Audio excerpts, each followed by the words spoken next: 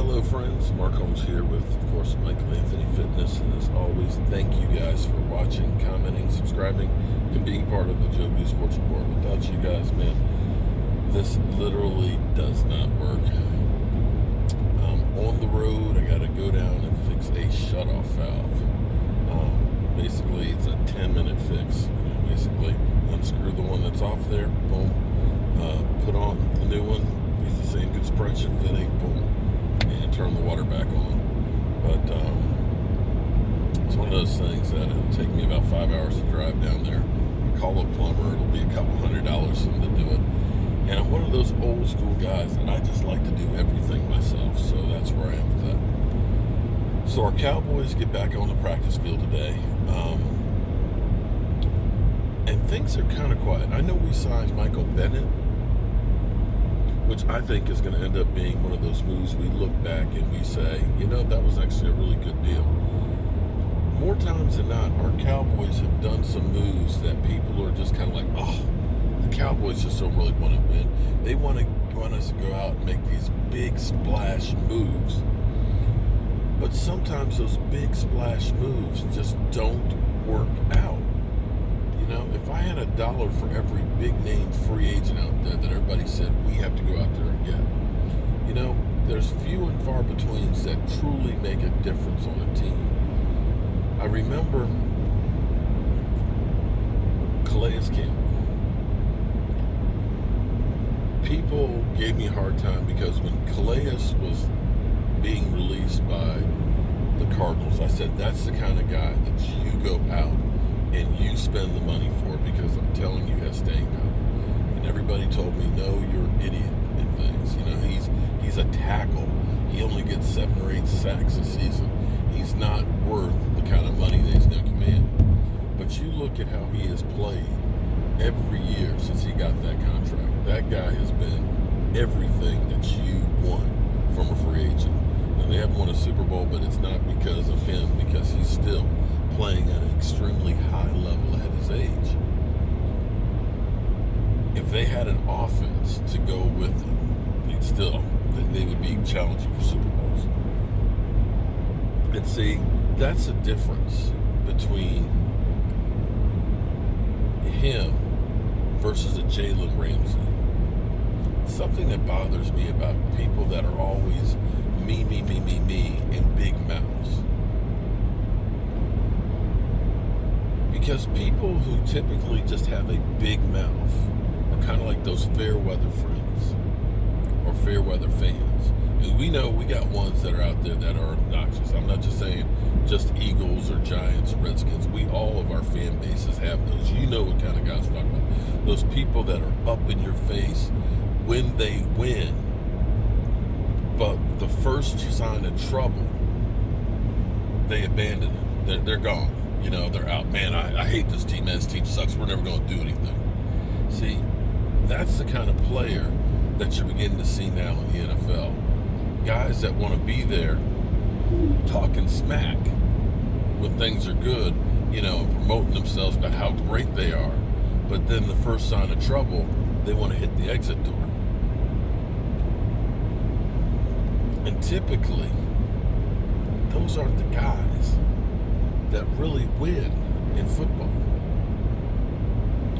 Great talent, great ability, great numbers, but they're not the ones that get the rings.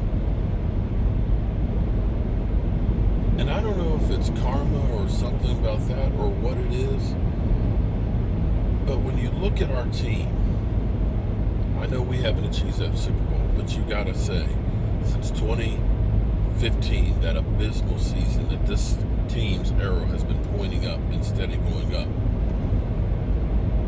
And like any team, we've had ups and downs. But you cannot argue with the fact that this team has got some players, that this team is a family. And as much as people talk about, Zeke Elliott's going to be mad if Dak Prescott gets paid, or, Zeke gets paid, there's no money.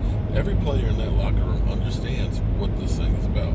It's about winning and getting yours. As much as we always hear that there's going to be decisiveness in our locker room, there never once is.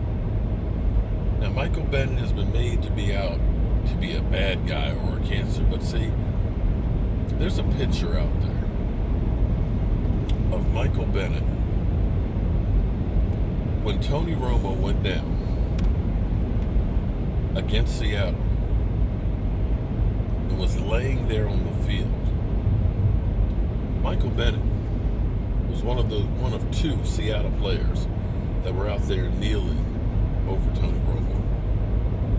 And see, that tells me a hell of a lot about a character of a person right there. When we hear about, he was suspended by the team in New England and things, or you hear about, there was problems in Philadelphia. The problems were, he wanted to get his ass out on the field. It wasn't like situations where we had Greg Hardy who went after a coach or was fighting with other players. And see, that's where I think Michael Bennett will fit in well, because those guys truly are a family. And the way you know that is this. Last year, when this Cowboys team was 3-5, when they were 3-5, they did not crater, they did not doubt, they did not point fingers. Nobody said, I want to hit the exit door. Because it's hard times that test the character of a person's soul.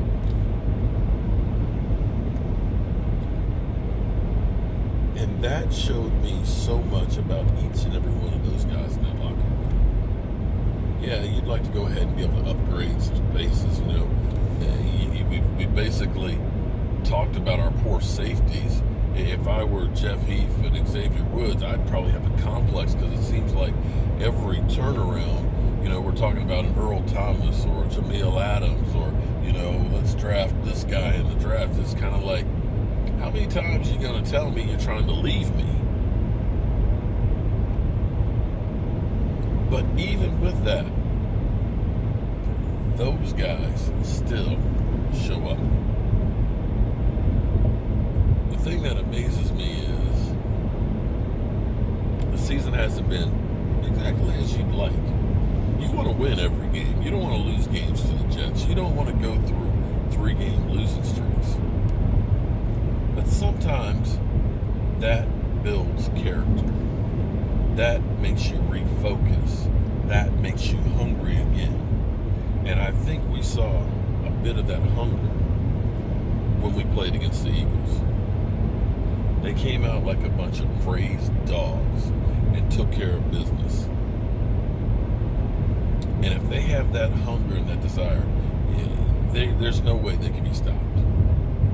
If they show up every single week like they did against the Eagles, hungry, realizing that nothing is going to be given to them, they'll win. Now here's the thing. Coming off a bye week. We've gotten out of our regular schedule, had some days off. And you're looking at the New York Giants, a team that you have beaten the last 2 years like a redheaded stepchild. It's easy to kind of say, you know what, it's just the Giants. But you can't do that. You got to understand that the Giants season is crap. But they know if they beat you, that makes a season. That's putting the Dallas Cowboys in their place. That's giving you some bragging rights. And that actually gives you some hope that the season isn't over just yet, because we still got to play other teams in our division. The Cowboys need to come out early and tattoo that ass and demoralize the Giants.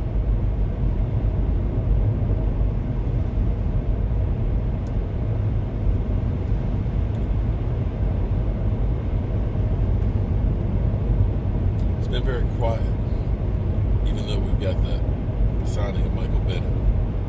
It's been very, very quiet. I think it's been a good quiet. it's been pretty much drama-free for quite a while now. And I hope it stays that way, that we just stay focused on winning football games. Whew.